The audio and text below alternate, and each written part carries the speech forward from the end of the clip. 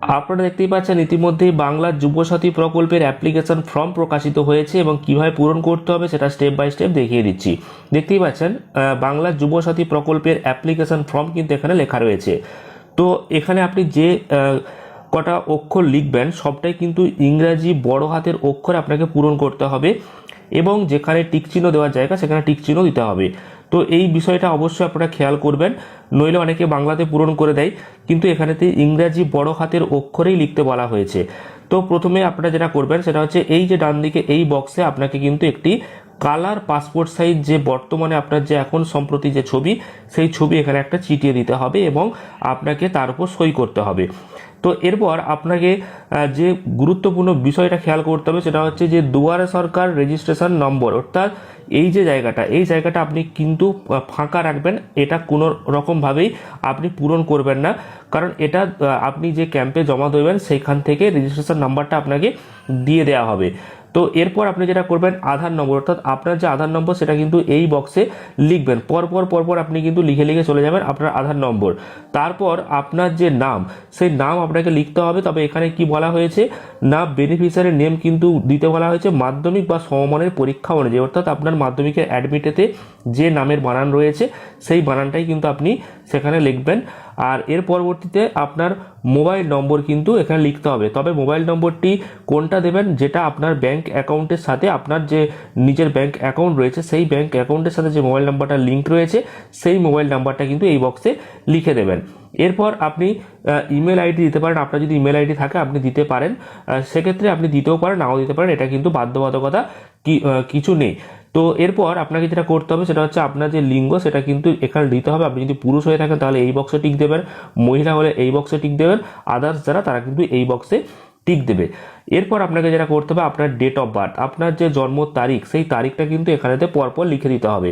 তবে কি ডেট যেটা দেওয়া হয়েছে আপনাকে প্রথমে কিন্তু তারিখ লিখতে হবে, তারপর মাস লিখতে হবে, তারপর বছর লিখতে হবে। অর্থাৎ আপনার যদি 1 ফেব্রুয়ারি জন্ম হয় তাহলে কিন্তু প্রথমে লিখবেন 1, তারপর ফেব্রুয়ারি মাসের জন্য 2, তারপর আপনার যে জন্মের সাল সেই সালটা আপনি লিখবেন।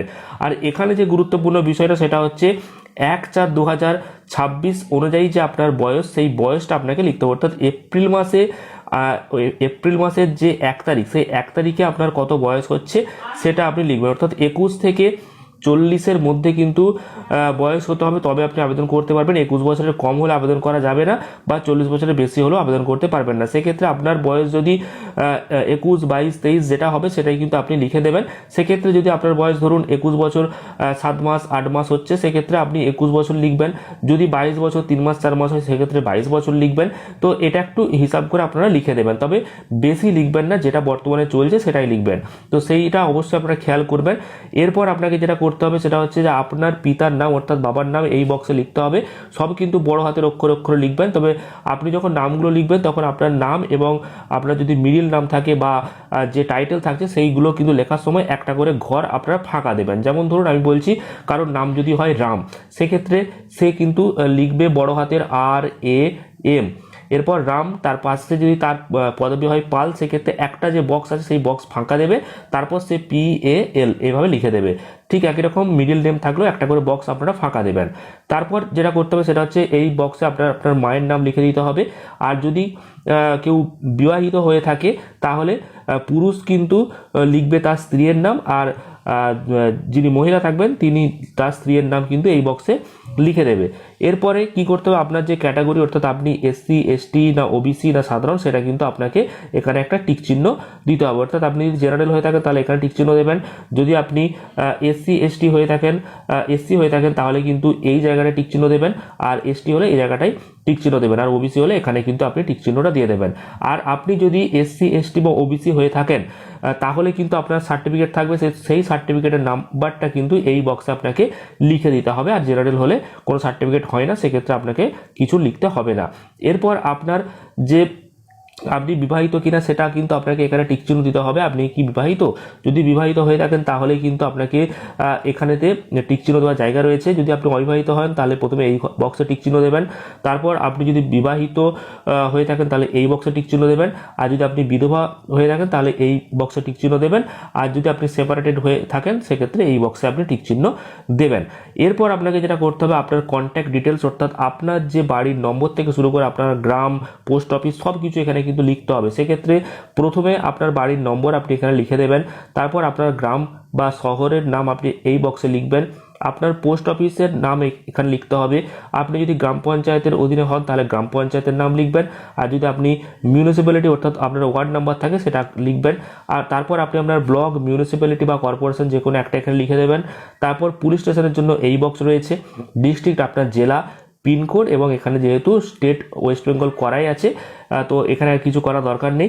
তো এরপর দ্বিতীয় পেজ আপনাকে চলে যেতে হবে। দ্বিতীয় পেজে আপনাকে যেটা করতে হবে সেটা হচ্ছে মাধ্যমিক পরীক্ষা বা সমতুল্য যে অ্যাডমিট কার্ড রয়েছে আপনি অবশ্যই চেষ্টা করবেন মাধ্যমিকেরটাই দেওয়ার, কারণ মাধ্যমিকটাই ন্যূনতম এখানে বলা হয়েছে। অতএব মাধ্যমিকের যে অ্যাডমিট কার্ড আপনার কাছে তো থাকবেই, তো সেই অ্যাডমিট কার্ড দেখে দেখে আপনাকে কিন্তু এখানেতে রোল নম্বরটা লিখতে হবে। অর্থাৎ মাধ্যমিকের অ্যাডমিট কার্ডের যে রোল নাম্বার সেই রোল এবং নম্বর দেখবেন আলাদা আলাদা আছে। তো সেইটা প্রথমে আপনি রোল লিখবেন, তারপর এখানে নম্বর লিখবেন। তারপর কোন বছরে আপনি পাস করেছেন সেই বছরটা সেখানে লেখা থাকবে, সেই বছরটা আপনি সেখানে লিখে দেবেন। এরপর আপনি কোন বোর্ড থেকে পাস করেছেন অর্থাৎ ওয়েস্ট বেঙ্গল বোর্ড না সিবিএসসি বোর্ড নাকি আইসিএসসি সেটা আপনাকে কিন্তু এখানেতে সিলেক্ট করতে হবে। অর্থাৎ এখানে আপনাকে টিক চিহ্ন দেওয়ার জায়গা রয়েছে। অর্থাৎ আপনি যদি ওয়েস্ট বেঙ্গল বোর্ড থেকে হয়ে থাকেন পাস তাহলে এখানে আপনি টিক চিহ্ন দেবেন এই বক্সে, সিবিএসসি হলে এখানে, আইসিএসসি হলে এখানে। তো এইভাবে আপনারা কিন্তু টিক চিহ্নটা দিলেন। এরপর আপনাকে এডুকেশনাল যে কোয়ালিফিকেশন অর্থাৎ আপনার শিক্ষাগত সর্বোচ্চ যোগ্যতা কি রয়েছে সেটা আপনাকে এখানে লিখে দিতে হবে। অর্থাৎ আপনি যদি গ্র্যাজুয়েশন বা পোস্ট গ্র্যাজুয়েশন হয়ে থাকেন সেগুলো লিখবেন। যদি মাধ্যমিক পাস হয়ে থাকেন তাহলে মাধ্যমিক পাস লিখবেন। যদি এইচএস পাস হয়ে থাকেন তাহলে এইচএস পাস আপনি এখানে লিখবেন। আর বর্তমানে আপনার কি পেশা, আপনি কি করছেন, নিশ্চয়ই বেকার, ওই জন্য আপনি আবেদন করতে পারবেন। তো সেক্ষেত্রে বর্তমানে আপনি কি করছেন, ছোটোখাটো যদি কোনো পেশার সঙ্গে যুক্ত থাকেন সেটা আপনি এখানে কিন্তু লিখে দেবেন। তো সেক্ষেত্রে আপনি যদি ফার্মার হয়ে থাকেন তাহলে আপনি এখানে ফার্মার লিখবেন। যদি আপনি কোনো বিজনেস করেন তাহলে এখানে বিজনেস লিখে দেবেন, বা আপনি আদার্স কোনো কাজ করলে সেটা আপনি এখানে লিখবেন। আর এরপর সবথেকে গুরুত্বপূর্ণ যে বিষয় সেটা হচ্ছে ব্যাংক অ্যাকাউন্ট ডিটেলস। এই জায়গাটা কিন্তু অবশ্যই ঠিক করে খেয়াল করবেন, নইলে কিন্তু টাকা অ্যাকাউন্টে আসবে না। সেক্ষেত্রে প্রথমে আপনাকে যেটা করতে হবে ব্যাংকের নাম আপনাকে এখানে লিখতে হবে। অর্থাৎ আপনার যদি স্টেট ব্যাংক হয় তাহলে আপনি state bank of India, Punjab হলে পাঞ্জাব, ইউকো হলে ইউকো, বা আদার্স ব্যাংক যেটা ব্যাংকের নাম হবে সেটা আপনাকে এখানে লিখতে হবে। এরপর আপনাকে যেটা করতে হবে ব্যাংক কোন ব্রাঞ্চ অর্থাৎ কোন শাখাতে সেটা আপনাকে এখানে লিখে দিতে হবে। ব্যাংক অ্যাকাউন্টের যে নম্বর সেই নম্বর লেখার জন্য এই ঘরেতে আপনারা কিন্তু লেখা শুরু করবেন, আর আইএফএসসি কোড লিখবেন এই ঘরেতে। তো এইগুলো অবশ্যই খুব ভালো করে খেয়াল করবেন এবং পাসবইতে কিন্তু এগুলো আপনি পেয়ে যাবেন। এরপর আপনাকে যেটা করতে হবে, আপনি কি অন্য কোনো সরকারি সাহায্য পান, অর্থাৎ রাজ্য সরকারের কি কোনো রকম সাহায্য পান? এক্ষেত্রে দেখুন পরিষ্কার বলে দেওয়া হয়েছে যে আপনার কোনো রকম শিক্ষাগত সুবিধা বা বৃত্তি ছাড়া অর্থাৎ কোনো স্কলারশিপ ছাড়া আপনি কি অন্য কোনো সরকারি প্রকল্পের সাহায্য পান, যেমন কৃষক বন্ধু বা এই সমস্ত বিষয়গুলো এখানে কিন্তু উল্লেখ করা হয়েছে। যদি পান তাহলে আপনাকে এখানে হ্যাঁ করতে হবে, আর যদি না পান তাহলে না। তবে যেহেতু সার্কুলারে বলাই ছিল সরকারি অন্য কোনো প্রকল্পের টাকা যদি আপনি পান তাহলে আবেদন করতে পারবেন না, সেক্ষেত্রে হ্যাঁ দিলে তো অটোমেটিক আপনার ফর্ম ক্যান্সেল হয়ে যাবে, আর সেক্ষেত্রে আপনাকে এখানে নাই করতে হবে। তো এরপর আপনাকে নিচের দিকে লিখতে বলা হয়েছে যে আপনি কি যেই সুবিধা পান, যদি আপনি এখানে হ্যাঁ দেন তো কি পান সেটা আপনাকে লিখতে হবে। যদি আপনি কৃষক বন্ধু পান তাহলে আপনাকে এখানে কৃষক বন্ধু লিখতে হবে, বা যদি কিছু না পান তাহলে এখানে কিন্তু কিছু লেখার দরকার নেই। তো এরপর আপনাকে যেটা বলা হয়েছে নিচের দিকে সেটা হচ্ছে আপনি কি কি কাগজ জমা করছেন এই ফর্মের সাথে সেইগুলো টিকচিহ্ন দেবেন। যেমন প্রথমে এখানে বলা হচ্ছে যে মাধ্যমিক বা সেই সমতুল্য যে পরীক্ষার অ্যাডমিট কার্ড আপনি জমা করবেন, অর্থাৎ সেটার একটা জেরক্স আপনাকে এর সঙ্গে জমা করতে হবে এবং এখানে একটা টিকচিহ্ন দেবেন। তারপর মাধ্যমিকের মার্কশিট বা সার্টিফিকেট আপনি জমা করবেন, তার জন্য এখানে টিকচিহ্ন দেবেন। তো যেইগুলো আপনি টিকচিহ্ন দেবেন সেগুলোর প্রত্যেকটা জেরক্স কিন্তু আপনাকে এই ফর্মের সঙ্গে জমা করতে হবে। তারপর আধার কার্ডের কপি আপনাকে জমা করতে হবে, তাই এখানে একটা টিকচিহ্ন দেবেন। এরপর আপনাকে যেটা বলা হয়েছে ব্যাংক অ্যাকাউন্ট পাসবইয়ের যে প্রথম পাতার ছবি যেখানে আপনার অ্যাকাউন্ট নম্বর, আইএফএসসি কোড সব লেখা আছে সেটা আপনাকে জেরক্স করে জমা করতে হবে, তার জন্য এই বক্সে টিকচিহ্ন দেবেন। আর আপনি যদি জেনারেল হয়ে থাকেন তাহলে এই নিচের ঘরে টিকচিহ্ন দিতে হবে না, কারণ এটা শুধুমাত্র এসসি, এসটি এবং ওবিসিদের জন্য। যারা কাস্ট উল্লেখ করবে তারা কিন্তু এখানেতে এটাতে টিক চিহ্ন দেবে এবং তার সাথে আপনার কাস্ট যে সার্টিফিকেট আছে সেটা কিন্তু আপনাকে জমা করতে হবে, জেরক্স কপি জমা করতে হবে। এরপর আর কিছু নেই। নিচের দিকে কিন্তু আপনাকে যেটা বলা হয়েছে সেটা হচ্ছে যে আপনি আপনার যে সই, সেই সইটা কিন্তু এখানে করবেন। তবে সই কিন্তু নর্মাল যেমন হয় তেমন করবেন, এখানে বড় হাতের কিছু করার দরকার নেই। পুরো ফর্মটা কিন্তু বড় হাতের অক্ষরে হবে, কিন্তু আপনি যখন সই করবেন সেগুলো নর্মালি যেরকম হয় সেরকম সই করবেন, আর তারিখটা যেই দিন জমা করবেন সেই দিনের তারিখ আপনি এখানে লিখে দেবেন। এরপর আপনাকে কিছু করতে হবে না, এখানে কিন্তু দুয়ারে সরকার ক্যাম্প থেকে এখানে একটা রেজিস্ট্রেশন নাম্বার আপনাকে লিখে এই পোর্শনটা আপনাকে দেবে, এবং এখানে যে রিসিভ করা হয়েছে সেই রিসিভ যিনি করবেন সেই অফিসার, এবং সেই তারিখটা লিখে দেবে। অর্থাৎ এইখান থেকে এই যে পোর্শনটা নিচের দিকটা এটা কিন্তু আপনাকে দিয়ে দেবে দুয়ার সরকার যে ক্যাম্প হচ্ছে, অর্থাৎ যে ক্যাম্প অনুষ্ঠিত হবে সেই ক্যাম্প থেকে। আর এই যুবসাথী প্রকল্পের ফর্ম যদি আপনি ডাউনলোড করতে চান তাহলে প্রথমে গুগলে আসবেন এবং সার্চ করবেন নেমো নিউজ, তাহলেই প্রথমে একটা লিঙ্ক আসবে। তো এখানে আপনারা কিন্তু সরাসরি ক্লিক করে দেবেন।